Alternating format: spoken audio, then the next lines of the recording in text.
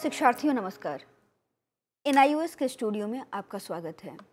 मैं डॉक्टर श्वेता द्विवेदी पाठ्यक्रम क्रमांक 509 के जिस प्रकरण पर आज बात करूंगी वह है सामाजिक विज्ञान में मानचित्र एवं ग्लोब से शिक्षण।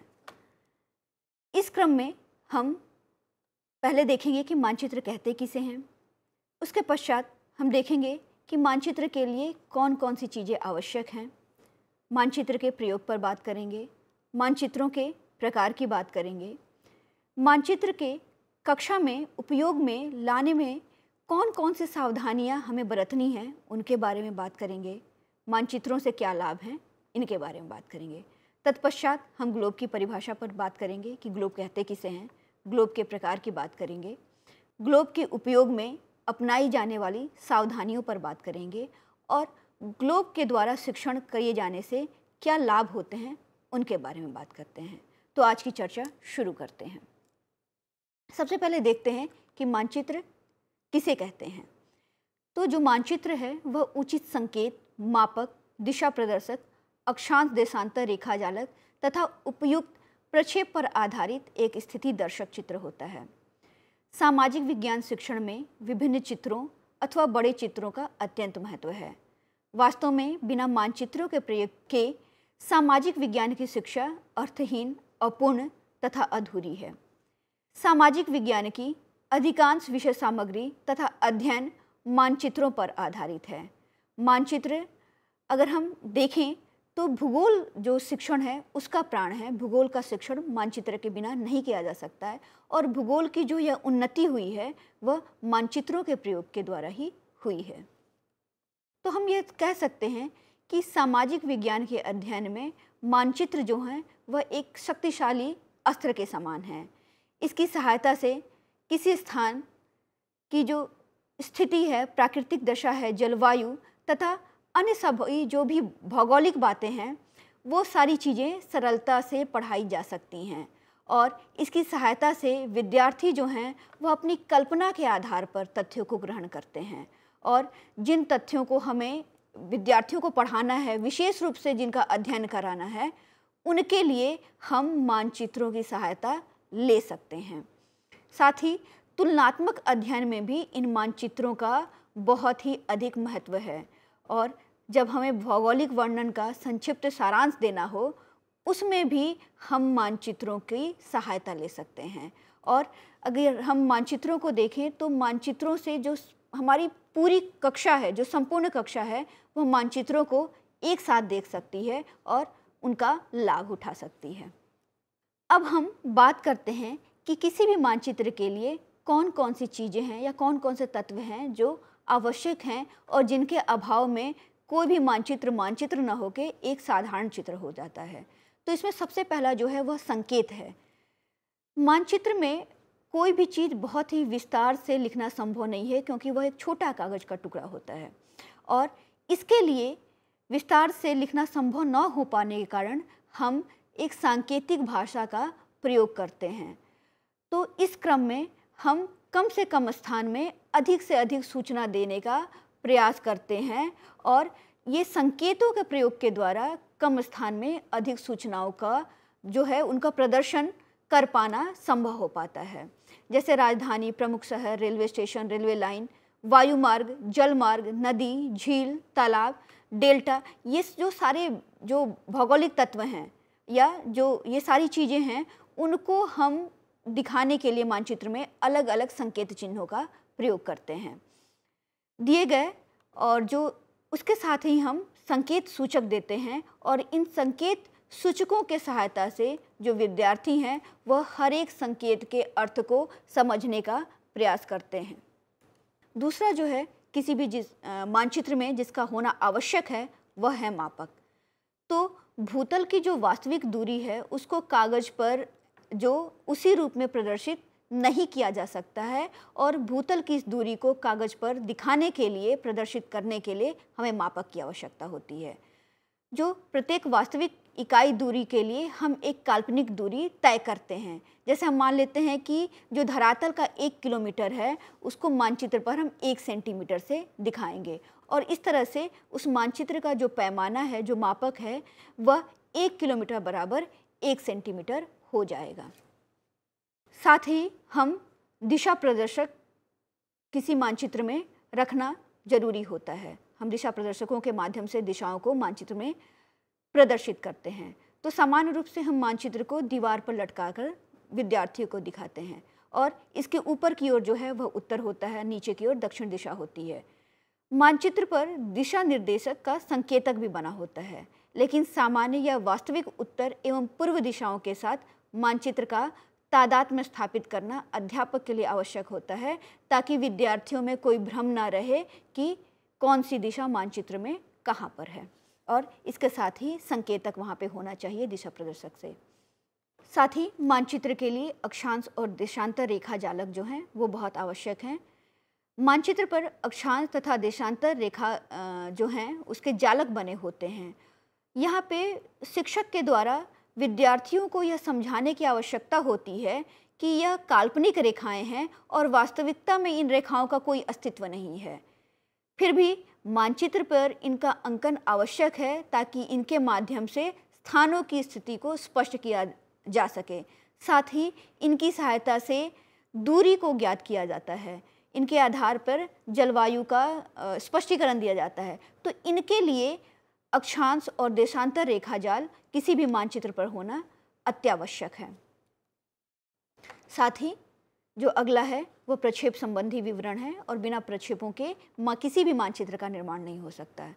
तो गोलाकार पृथ्वी के तल या सतह को हम कागज के सपाट तल पर दिखाते हैं और कागज के सपाट तल पर इनको प्रदर्शित करने के लिए विविध प्रक्षेपों को हम प्रयोग में लाते हैं।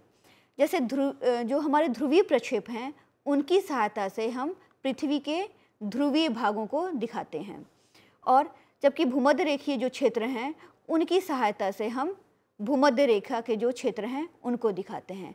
यदि जो भूमध्य रेखीय प्रक्षेप हैं उनका प्रयोग हम ध्रुवीय क्षेत्रों के लिए करेंगे और ध्रुवीय प्रक्षेपों का प्रयोग भूमध्य रेखीय क्षेत्रों के लिए करेंगे तो हम उनको ठीक से नहीं दिखा सकते हैं। तो हम जानते हैं कि पृथ्वी के जो अलग अलग क्षेत्र हैं और पृथ्वी की संरचना के आधार पर अलग अलग क्षेत्रों को दिखाने के लिए अलग अलग प्रक्षेपों की आवश्यकता होती है, और अगर हम इन प्रक्षेपों का प्रयोग नहीं करेंगे, इनको उपयोग में नहीं लाएंगे, तो मानचित्र का निर्माण संभव ही नहीं है। अब हम बात करते हैं कि मानचित्र का प्रयोग हम किन चीज़ों में करते हैं। तो मानचित्र का प्रयोग हम स्थानों के जो बीच की जो दूरी है उनके बारे में जानने के लिए और दिशा का ज्ञान प्राप्त करने में करते हैं। साथ ही जलवायु के विषय में जानकारी देने में भी हम मानचित्रों का प्रयोग करते हैं। धरातलीय बनावट तथा यातायात एवं परिवहन के साधन के बारे में सूचना देने के लिए मानचित्रों का प्रयोग किया जाता है। 2 या 2 से अधिक संप्रतियों में तुलनात्मक ज्ञान प्राप्त करने के लिए मानचित्रों का प्रयोग होता है। किसी स्थान की अवस्थिति को समझने के लिए मानचित्रों का प्रयोग किया जाता है। सामाजिक सांस्कृतिक परिचय, जनसंख्या घनत्व एवं खनिज तथा उद्योगों की जानकारी देने के लिए हम मानचित्रों का प्रयोग करते हैं। अब हम बात करते हैं कि मानचित्र के कौन कौन से प्रकार हैं, कौन कौन से मानचित्रों का प्रयोग हम कक्षा के अंत में करते हैं। तो इसमें पहला जो है वो चित्रात्मक मानचित्र है। हम कक्षा में भौतिक मानचित्र, राजनैतिक मानचित्र, सर्वेक्षण मानचित्र, ऑर्थोग्राफिकल मानचित्र, लपेट पथ मानचित्र, एटलस मानचित्र और स्मृति मानचित्र का प्रयोग करते हैं। आगे हम बात करते हैं कि कक्षा में जब भी हम मानचित्र का उपयोग करें तो उस दौरान हमें कौन सी सावधानियां अपनानी चाहिए। तो इस क्रम में हमको ये देखना है कि मानचित्र जो भी हम दिखा रहे हैं उसमें कोई भी विवादित तथ्य नहीं होना चाहिए। साथ ही जो मानचित्र है उसका आकार छोटा ना हो।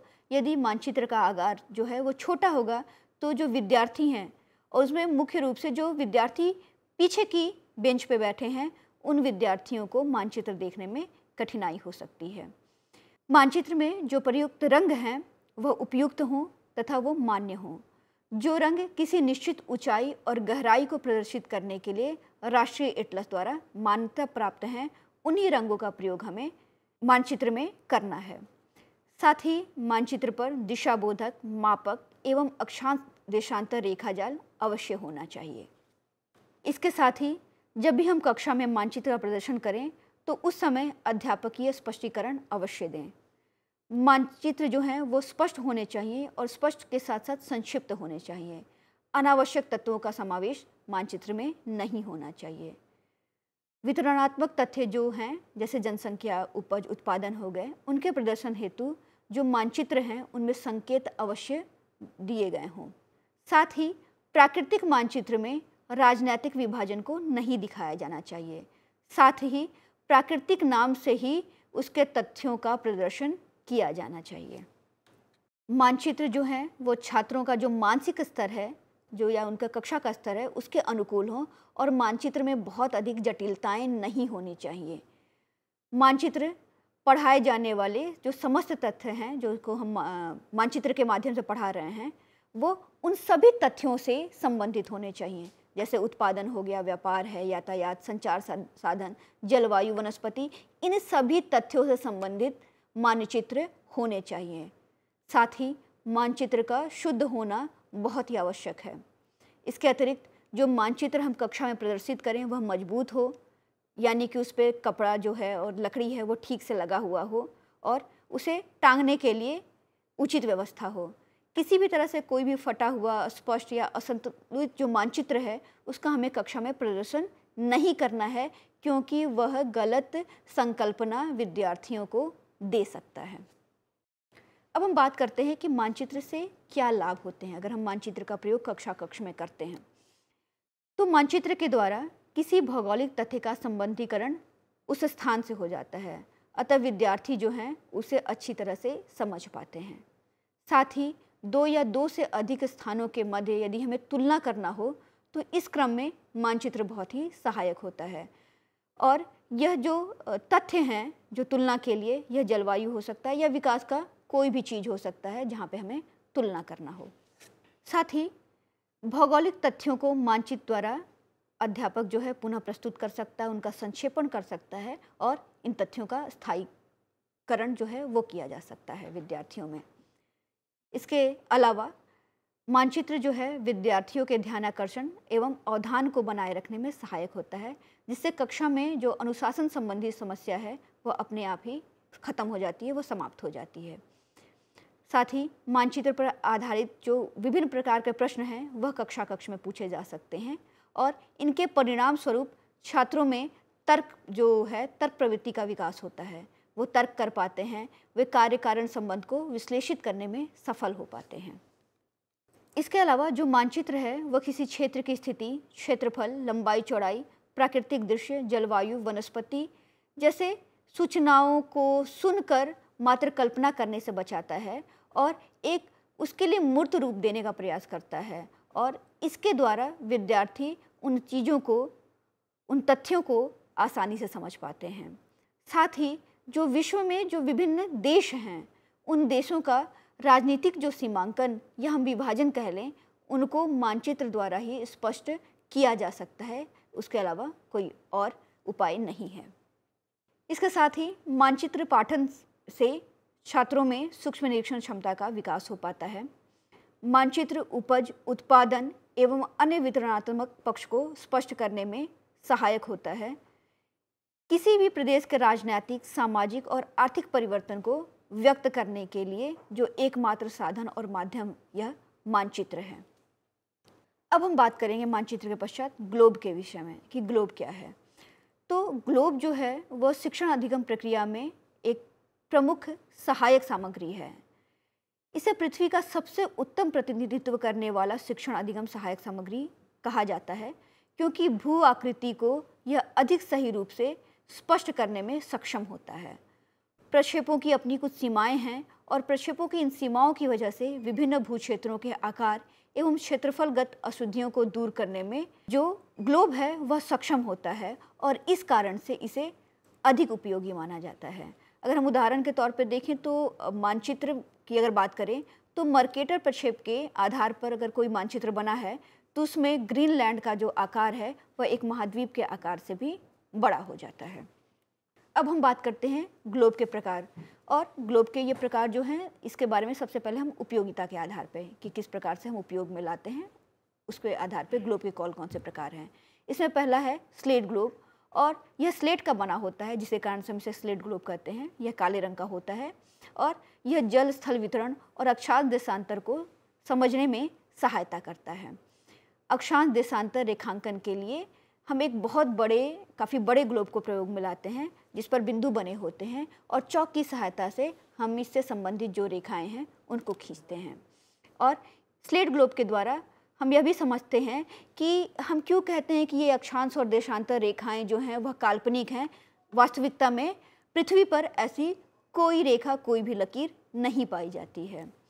इसके अलावा जिन ग्लोब को हम देखते हैं वह उसमें दूसरा है प्राकृतिक ग्लोब, जो कि धरातलीय उच्चावचन को प्रदर्शित करता है, और उसके अलावा राजनीतिक ग्लोब, और यह विभिन्न राजनीतिक विभाजनों को प्रदर्शित करता है। अब हम बात करते हैं आकार के आधार पर ग्लोब को। तो आकार के आधार पर हम ग्लोब को 3 वर्गों में बांट सकते हैं। इसमें पहला है 16 इंच व्यास का ग्लोब, जिस पर 1 इंच बराबर 500 मिल का पैमाना अंकित हो। दूसरा है 19 इंच से लेकर 20 या 24 इंच तक के व्यास का विशिष्ट स्लेट या धातु का ग्लोब, जो जल स्तर वितरण एवं अक्षांश देशांतर रेखांकन के लिए उपयोग में लाते हैं। इसके अलावा 31 इंच व्यास का ग्लोब, जिस पर मानचित्र पूर्ति का कार्य करना संभव होता है। और इनके अलावा भी कुछ बड़े आकार के लटकाने वाले ग्लोब होते हैं और इनको घुमाने के लिए उपकरण लगे होते हैं। साथ ही जब हमें प्रयोगात्मक पाठ हो कोई, तो उसमें जो ग्लोब है वह अधिक उपयोगी, अधिक कार्यकर माना जाता है। अब हम बात करेंगे कि कक्षा में जब हम ग्लोब का उपयोग करें उस दौरान हमें कौन कौन सी सावधानियां बरतनी हैं। तो इसमें सबसे पहले है कि हमारी जो पाठ है उसकी आवश्यकता अनुसार हम ग्लोब का चयन करें। साथ ही कक्षा में ग्लोब का प्रयोग जो है वह मानचित्र या एटलस से पहले किया जाना चाहिए, और इसका जो प्रयोग है वह कक्षा में बहुधा होते रहना चाहिए, जिससे विद्यार्थी हैं पृथ्वी के सही आकृति को नहीं भूलें। क्योंकि मानचित्र या एटलस का जब हम प्रयोग करते हैं तो विद्यार्थियों में यह संकल्पना विकसित हो सकती है कि जो पृथ्वी का तल है वो सपाट है। इसलिए हमें मानचित्र या एटलस से पहले जो है ग्लोब का प्रयोग कक्षा में कर लेना चाहिए, जिससे विद्यार्थी जान जाएं कि पृथ्वी का सही आकृति क्या है। साथ ही हम ग्लोब का जो प्रयोग है वो प्रारंभिक कक्षाओं से ही हमें करना है। साथ ही ग्लोब का प्रदर्शन जिन उद्देश्यों को प्राप्त करने के लिए कक्षा में किया जा रहा है, मात्र उनकी पूर्ति तक ही ग्लोब का प्रदर्शन कक्षा में किया जाना चाहिए। पृथ्वी गोलाकार आकाशीय पिंड है और इस अवधारणा को ग्लोब के द्वारा ही स्पष्ट किया जा सकता है, और इस अवधारणा को स्पष्ट करने के लिए ग्लोब का ही प्रयोग करना चाहिए। साथ ही अक्षांश देशांतर, दिन रात, पृथ्वी, सूर्य और चंद्रमा की जो स्थिति है, इन सारे तथ्यों का ज्ञान जो है हमें ग्लोब के द्वारा ही दिया जाना चाहिए। साथ ही जब हम स्लेट ग्लोब का कक्षा में प्रयोग कर रहे हों तो इसका प्रयोग बहुत ही सावधानी के साथ करना चाहिए। वितरण इत्यादि जब हमको कक्षा में प्रदर्शन करना हो तो इसके लिए हमें बड़े आकार के धातु के ग्लोब का उपयोग किया जाना चाहिए। अगर हम छोटे ग्लोब का प्रयोग करेंगे तो कक्षा का प्रत्येक विद्यार्थी उसके प्रदर्शन को नहीं देख पाएगा। और साथ ही हमें यह ध्यान में रखना है कि ग्लोब पर जो कुछ भी दिखाया जाए या ग्लोब के माध्यम से हम जो कुछ भी दिखाएं वह स्पष्ट हो और वह सही हो। अब हम बात करेंगे कि ग्लोब के क्या लाभ हैं। तो ग्लोब की सहायता से जल स्थल वितरण, पृथ्वी की गति, दिन रात, सूर्य तथा चंद्र ग्रहण, ज्वार भाटा और सूर्य, पृथ्वी तथा चंद्रमा की स्थिति, ऐसे भौगोलिक तथ्यों का जो निरूपण है वह हम अधिक स्पष्ट तरीके से कर पाते हैं। साथ ही प्रक्षेपों की अपनी कुछ सीमाएं हैं और उन सीमाओं की वजह से भू क्षेत्रों के आकार एवं क्षेत्रफलगत अशुद्धियों को दूर करने में ग्लोब सक्षम होते हैं। अतः विशेष पाठों के लिए यह जो ग्लोब हैं वह मानचित्रों से ज़्यादा उपयोगी होते हैं। ग्लोब को हम एक पृथ्वी का छोटा कृत्रिम नमूना कहते हैं, और इससे विद्यार्थी यह स्पष्ट रूप से समझ पाते हैं कि जो पृथ्वी है वह गोल है, इसका ना तो कोई ऊपरी भाग है ना ही कोई निचला भाग है। और यह जो कॉन्सेप्ट है, यह जो तथ्य है, यह जो अवधारणा है, इस अवधारणा को हम मानचित्र या एटलस की सहायता से स्पष्ट नहीं कर सकते हैं। साथ ही जो ग्लोब हैं इनका प्रयोग जो है हम छोटी कक्षाओं में, जो निम्न कक्षाएं हैं, उनमें भी इनका हम प्रयोग कर सकते हैं। तो इस प्रकार से हमने सामाजिक विज्ञान में मानचित्र और ग्लोब के द्वारा किस प्रकार से शिक्षण किया जाए और किस प्रकार से उनको प्रयोग में लाया जाए और इनसे क्या लाभ होते हैं, इस पर हमने बात की। इस क्रम में हमने मानचित्र की परिभाषा को देखा कि मानचित्र जो है वह एक स्थिति दर्शक चित्र होता है, जिसमें पृथ्वी के किसी भाग को किसी मापक की सहायता से, जो उपयुक्त मापक हो उसके लिए, उसकी सहायता से हम कागज पर दिखाते हैं। मानचित्र के लिए दिशा निर्देश, अक्षांश देशांतर रेखाजाल और प्रक्षेप इनका होना अनिवार्य है। इनके अभाव में कोई भी जो मानचित्र है वह मानचित्र नहीं कहा जाएगा, बल्कि वह चित्र बनकर रह जाएगा। साथ ही हमने ग्लोब के बारे में बात की कि ग्लोब जो है पृथ्वी का एक छोटा प्रतिरूप है जो हूबहू पृथ्वी की तरह है।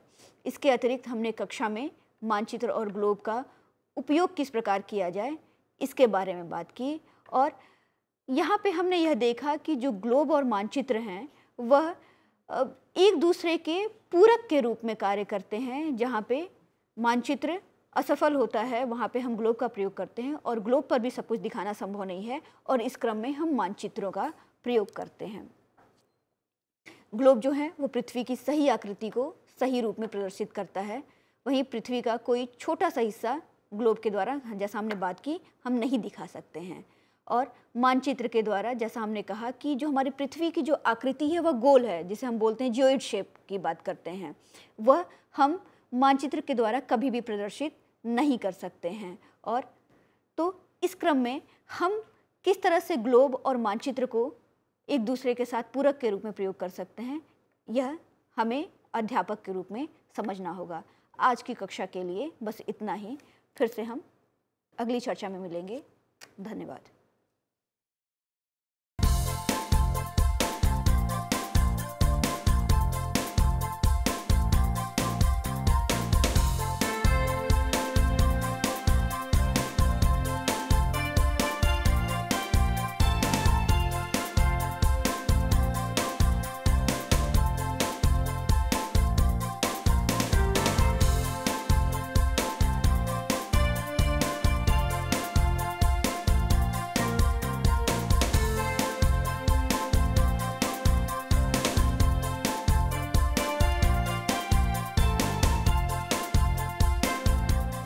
राष्ट्रीय मुक्त विद्यालय शिक्षा संस्थान मानव संसाधन विकास मंत्रालय भारत सरकार का एक स्वायत्त संगठन है।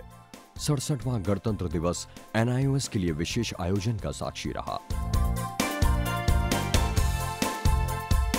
यह आयोजन था एक सामाजिक सद्भावना के संकेत के रूप में।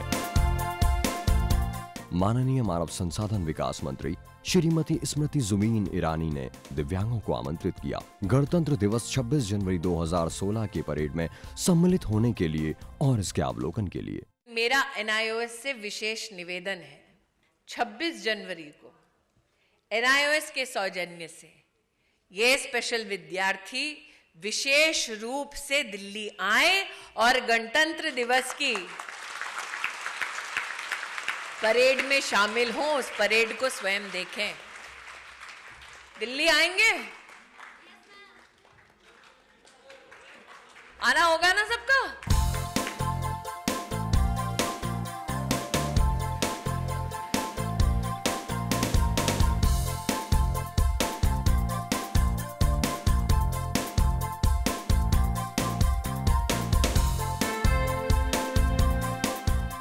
इन दिव्यांग शिक्षार्थियों के लिए दिल्ली में अशोक रोड स्थित YWCA में ठहरने का विशेष प्रबंध किया गया।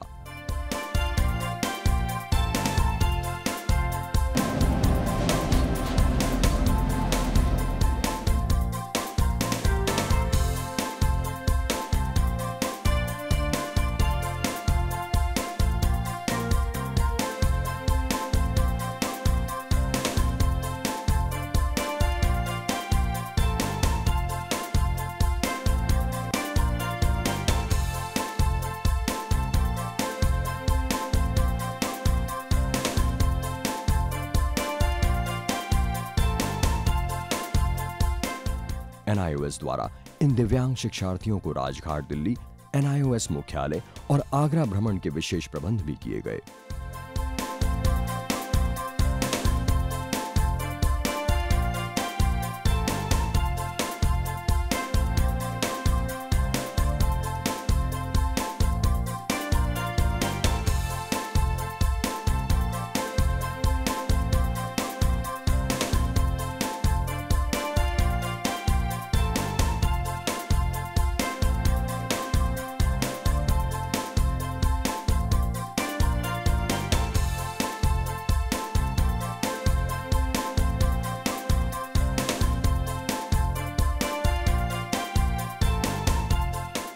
NIOS द्वारा इन दिव्यांगों के लिए राजपथ के 20 नंबर अहाते में परेड देखने के विशेष प्रबंध भी किए गए।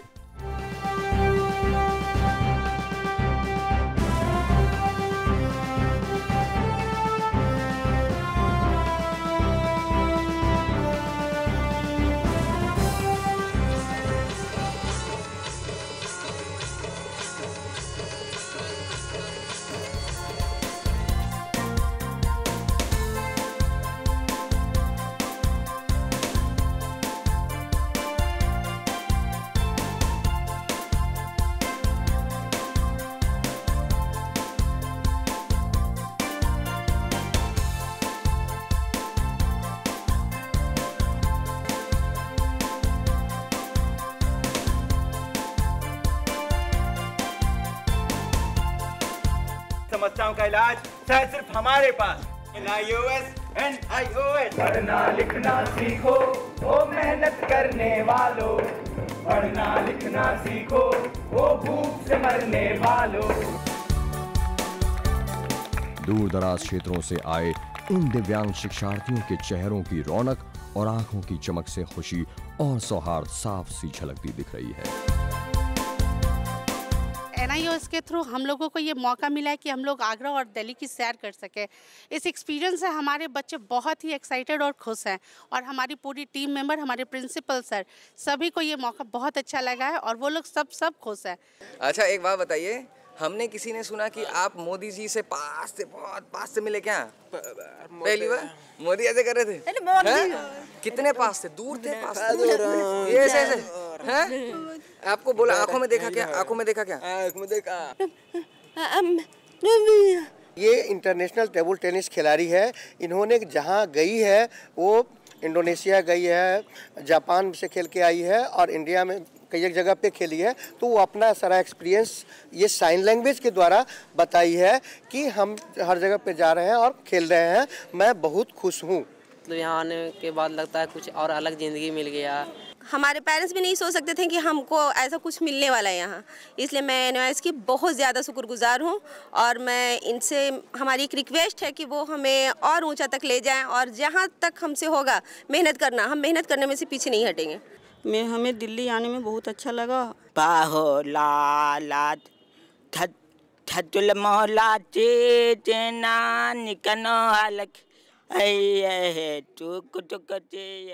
We saw the Republic Day parade and the fighter planes and Assam and all the jhakias, and it was superb, it was brilliant. Yeah, even Prime Minister we met, we saw him, we shook hands with him.